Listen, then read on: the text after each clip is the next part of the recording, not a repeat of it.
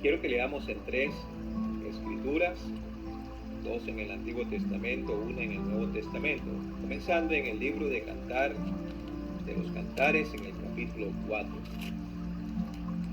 versículo 16. Levántate, Aquilón, y ven, Austro, soplad en mi huerto, despréndanse sus aromas. Ahora en Jonás capítulo 4 también. Jonás, en el capítulo 4, versículo 8, dice: y aconteció que al salir el sol, preparó Dios un recio viento solano, y el sol hirió a Jonás en la cabeza y se desmayaba, y deseaba la muerte, diciendo: mejor sería para mí la muerte que la vida. También vamos a leer en Marcos capítulo 4. Marcos 4, versículo 37. Pero se levantó una gran tempestad de viento que echaba las olas en la barca de tal manera que ya se anegaba. ¿Sabe lo que conecta estas tres escrituras, más allá de que cada una de ellas se ubica en el capítulo 4 de sus respectivos libros? Es que en ellas encontramos vientos mencionados. Obviamente no son las únicas referencias al viento en las escrituras, pero cuando uno estudia el tema de los vientos en la Biblia, no hay otra respuesta en el corazón del creyente que humillarnos al considerar la grandeza de nuestro Dios. Usted puede leer el Salmo 104, versículo 2, y dice: el que se cubre de luz como de vestidura, que extiende los cielos como una cortina, que establece sus aposentos entre las aguas, el que pone las nubes por su carroza, el que anda sobre las alas del viento, el que hace a los vientos sus mensajeros y a las flamas de fuego sus ministros. Nahum capítulo 1 dice: Jehová marcha en la tempestad y el torbellino, y las nubes son el polvo de sus pies. Los vientos en las escrituras nos muestran la grandeza de nuestro Dios, la soberanía del Creador y el control del que está sentado en el trono. Pero permítame tomar solamente estas tres escrituras de tantas que hay en la Biblia para ver el propósito de Dios a través de los vientos como un instrumento en la mano de Dios. Quiero pensar en los vientos allí en el huerto del amado.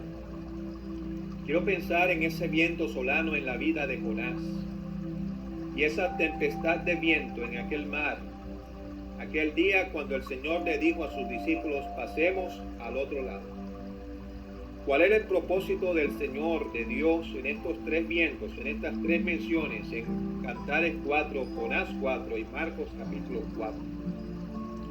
Ahí tenemos el huerto del amado y el amado está contemplando a su amada. Huerto cerrado eres, le dice él. Comienza a describir sus aromas. Anhela llegar para comer el fruto de aquel huerto. Pero es interesante que al final del capítulo 4 el amado está anhelando que dos vientos contrarios soplaran en el huerto y él dice: despréndanse sus aromas. ¿Cuál es el propósito de cuál es el propósito del dueño del huerto al permitir la presencia de estos vientos chocando en su huerto, azotando los árboles, que se desprendan sus aromas? ¿Quién era Aquilón o Austro? Sencillamente dos vientos contrarios. Aquilón era un viento del norte. Proverbios 25, 23 dice: el viento del norte ahuyenta la lluvia. En Palestina es un viento frío de invierno, seco también, que llega entre los meses de junio hasta septiembre, trayendo el frío del invierno. Y Austro es un viento del sur, que sube entre febrero y junio. Y uno puede pensar desde febrero hasta septiembre recibiendo el azote de un viento del sur y de un viento del norte y soplando en ese huerto. Sencillamente es la descripción de un año tormentoso. Y hermanos, no es una exageración decir que ya el tiempo que estamos viviendo describe en la vida de tantos creyentes a un año tormentoso. ¿Cuántos planes no harían tantos creyentes al comienzo de este año y planes que no se han podido cumplir? En la mente de ninguno se encontraba la idea de dejar de trabajar por tanto tiempo, y mucho menos de dejar de congregarnos y de participar de la cena del Señor por tanto tiempo. Hay tantos que han perdido su salud, hay tanta gente que ha perdido su vida, hay tantas oportunidades que queríamos tener y no las tenemos. Para muchos es un año tormentoso. Pero ¿cuál es el propósito del dueño del mundo y el dueño del huerto? Él está esperando que las pruebas de la vida que Él permite en un año tormentoso permitan que en el huerto de Dios se desprendan sus aromas. Querido creyente, ojalá usted pueda apreciar que es Dios el que está permitiendo el dolor en tu vida, la escasez y las necesidades y tantas cosas contrarias, cosas tormentosas y vientos huracanados en la vida del creyente. Pero Dios está esperando que de nuestros labios salgan frutos de labios que confiesen su nombre, que podamos agradecer a Dios por cada una de las circunstancias, que se desprendan aromas de alabanza, de adoración y de devoción en la vida de un corazón que conoce a Dios. También a veces cantamos ese himno que dice: Él cabalga sobre nubes y los vientos y tempestad son sus siervos enviados para hacer su voluntad.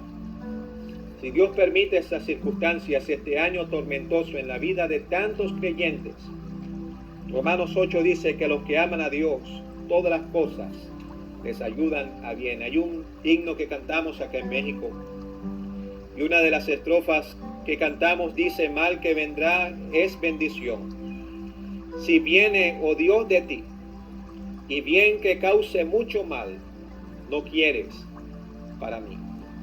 Propósito de esos vientos, que se desprendan sus aromas. El Señor nos permita que en este año de pruebas, que cualquier circunstancia que estemos pasando, Él pueda apercibir de la vida de cada creyente un aroma que llegue a su presencia como aquellas ofrendas en la antigüedad, olor fragante.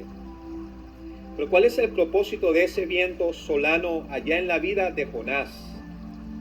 Viento solano es un viento que viene del este. Aquilón venía del norte, Austro viene del sur, el viento solano viene del este. Salmo 48, 7 dice: con viento solano quebrantaste tú las naves de Tarsis. ¿Sabe? Eso no es casualidad. Jonás, al comienzo de la historia, en capítulo 1, él quería huir a Tarsis. Al final de su historia, en este pequeño libro, este corto libro de Jonás, Dios le está recordando a aquel profeta que había cumplido su ministerio a pesar de las circunstancias que lo humilló, pero que ahora está renegando de los propósitos de Dios, en el sentido de que él está viendo resultados en almas salvadas en una ciudad que apelaba a su orgullo nacional en cuanto a Israel, y ahora renegando de esos propósitos. Dios está permitiendo un viento solano, caluroso, que le va a humillar, la disciplina de nuestro Dios. Si él había pensado en Tarsis al comienzo del capítulo 1, Dios está ahora permitiendo un viento. El Salmo 48 dice: con viento solano quebrantaste tú las naves de Tarsis. Jonás, Tarsis no te iba a traer nada bueno, no te iba a traer seguridad, aunque seguramente en el fondo era un hombre que amaba al pueblo de Dios, pero en ese momento estaba saliendo de los planes de Dios. Y al final de su libro, Dios, una vez más, disciplinando su vida y utilizando los vientos para enseñarle una lección. Dice la Biblia que no debemos menospreciar la disciplina de nuestro Dios. Hay un querido creyente aquí en México que siempre, como lema de su vida, él dice: la disciplina es buena. Y Jonás iba a recibir una tremenda lección. Debía aprender al ser sensible ante todas las almas que necesitan de la palabra de Dios. Él había tenido compasión de una calabacera, pero Dios le está mostrando su tremendo amor por las almas perdidas, que no importa la raza, el color y la nacionalidad, Dios ama a todos los seres humanos. Y ojalá, de nuevo, pensando en las circunstancias que vivimos, no seamos como Jonás al comienzo, queriendo huir, sino cumplir nuestro reto de transmitir la palabra de Dios. Dios ha permitido diferentes medios de redes sociales y diferentes formas de transmitir el mensaje. La palabra de Dios debe seguir predicándose. No debemos hacer acepción de personas. Todo el mundo, ir por todo el mundo y predicar el Evangelio. Vientos permitidos para desprender el aroma. Cantares capítulo 4. Un viento permitido para disciplinar la vida y el carácter de Jonás. Y allí tenemos en Marcos capítulo 4 también una tempestad de viento para enseñar a los discípulos a desarrollar su fe y su confianza en el Señor. Señor, no tienes cuidado de nosotros que perecemos. Aquella tempestad de viento era particular, singular, estaba golpeando la barca. El Señor durmiendo en la tranquilidad de la soberanía de Dios. Y al final de la historia, ¿quién es este? Interesante que esa sección no tiene respuesta. ¿Quién es este?, dicen ellos. No hay una voz que responda. Es que, querido creyente, la eternidad no será suficientemente larga para seguir conociendo acerca de nuestro Dios. ¿Quién es este? Que aún el viento y el mar le obedecen. Él es nuestro Dios. Y ojalá que podamos aprender en estos días a vivir por fe, a poner nuestra mirada en el invisible, a depender de nuestro Dios, a saber que Él tiene el control, poder verlo a Él callando el mar, porque todas las circunstancias humanas y sobrehumanas están en las manos de nuestro Dios.